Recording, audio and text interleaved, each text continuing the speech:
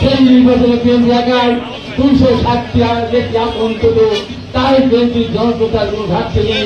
নতুন করে বিএনপির জন্য লোক নিয়েছে, দলের সমর্থন বাড়ানোর কোনো প্রয়োজন নেই।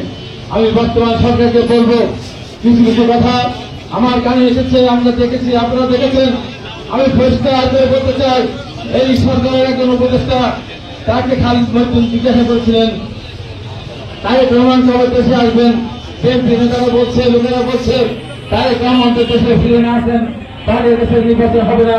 তার উত্তরে বলেছেন, আমরা কোন ব্যক্তিকে নিয়ে আমরা ভাবি না, আমরা রাষ্ট্রকে ভাবে। আমি পরিষ্কার করে বলতে চাই, করতে চাই, পাবনা জেলা বিএনপি আহ্বান করতে চাই, তারেক রহমান ব্যক্তি নয়, তারেক রহমান প্রতিষ্ঠান। বাংলাদেশের তারেক রহমানের অনুপস্থিতিতে বাংলাদেশের নির্বাচন কোনোভাবেই সম্ভব নয়। তারেক রহমানের মামলা নিয়ে অনেক কথা হচ্ছে। আমি প্রথম এই সরকার, বিগত সরকার সর্বপ্রথম আমাকে সাজা দিয়েছিল এবং নির্বাচনের অযোগ্য ঘোষণা করেছিল। আমরা পরিষ্কার করে বলতে চাই, তারেক রহমানের নামে যত মিথ্যা মামলা আছে, যত সাজা আছে, কোন হিসাব নিতে ছাড়াই তারেক রহমানের মামলা প্রত্যাহার করতে হবে, জানতে হবে। আমাদের তাদের মামলা হয়েছে, হাজার হাজার শত শত মামলা হয়েছে। আমরা আরো বুঝি না মাত্রা সব মামলা সব মিথ্যা। সেই মিথ্যা মামলা প্রত্যাহার করতে হবে, আমাদের সাজা প্রত্যাহার করতে হবে। আগামী দিনে বাংলাদেশকে সঠিক রাস্তা নিতে হবে।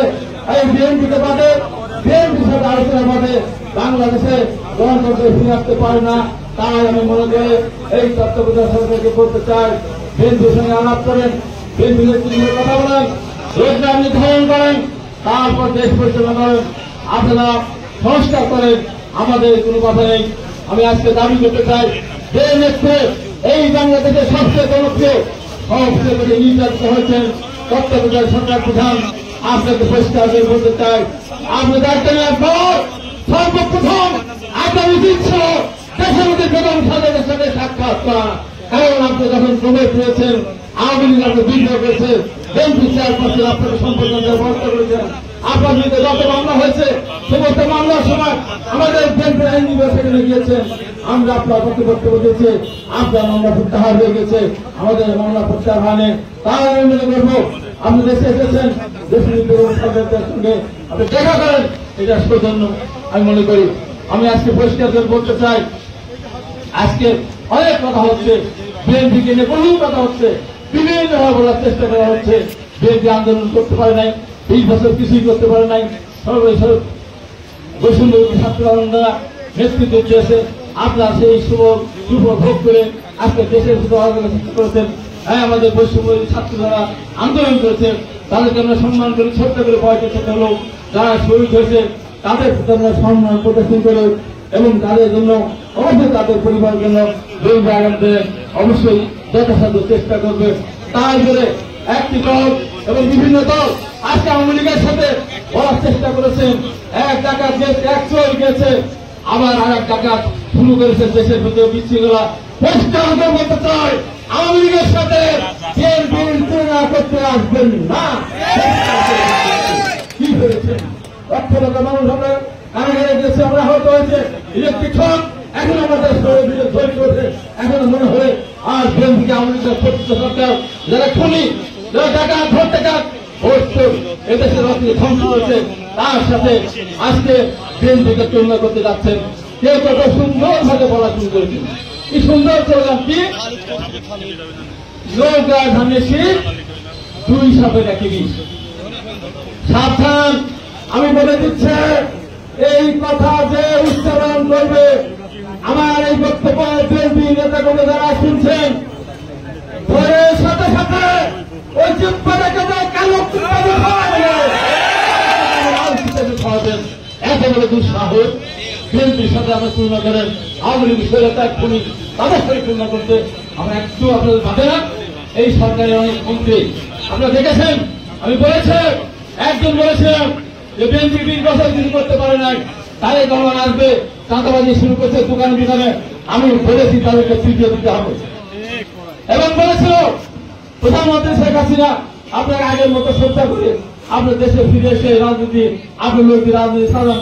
আমি বলেছিলাম স্বরাষ্ট্রমন্ত্রীর দায়িত্ব তিনি আছেন বিগত শেখাতে দেন এই বক্তব্য প্রত্যাহার করতে হবে, এই মন্ত্রণালয় থেকে আপনাকে চলে যেতে হবে। বক্তব্য প্রত্যাহার করেছেন, মন্ত্রণালয় থেকে চলেও গিয়েছেন। আরেকজন উপস্থিত বলেছিলেন আওয়ামী লীগকে নির্বাচনে আসার ব্যবস্থা করে দিতে হবে। আমি পরিষ্কার করে বলেছিলাম এত দরদ এখনো কখনো মাটি শুকায় নাই, এখনো রক্ত তার পুষে দেয়নি, এত দরদ হয়ে গেল আওয়ামী লীগকে মাঠে নিয়ে আসার। আমরা 14 সালে নির্বাচন করতে পারি নাই, কোথায় ছিলেন তখন? 18 সালে রাতে ভোট নিয়ে গেছে, 24 সালে নির্বাচন করতে দেয়নি। আমি 3টা মানুষকে ভোট দিতে দেয়নি।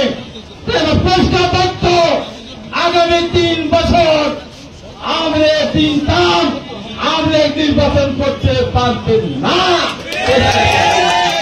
ওই দলকে নিষিদ্ধ করতে পারে ফ্যাসিস্ট দল, একটা খুনি দল, একটা মানবাধিকার দল, একটা গণহত্যাকারী দল বাংলাদেশের রাজনীতির অধিকার রাখে না।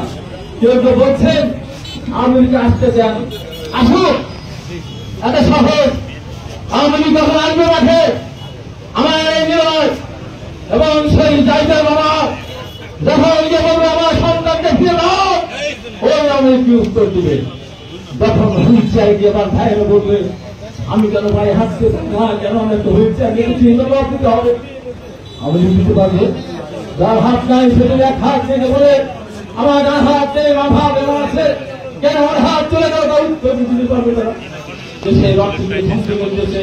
তাই পরিষ্কার করে বলতে চাই আওয়ামী লীগের পক্ষে হয়ে কথা বললে আমরা মনে করব আপনারা আওয়ামী লীগের দোষে। আর এই পার্বত্য যারা হত্যাকাণ্ডে সম্মিলিত করেছে যাই সহ তাদেরকে হত্যা করেছে এবং যাহা আহত হয়েছে তাদের হত্যাকাণ্ডে আমরা বিচার করব ইনশাআল্লাহ। কেউ দেখা যেতে পারবে না। আজকে আবার 30,000-এর বেশি মানুষ আজকে হাসপাতালে ডাক্তার চিকিৎসা দিচ্ছে, মারা যাচ্ছে, পাশে অন্ধ হয়ে গেছে।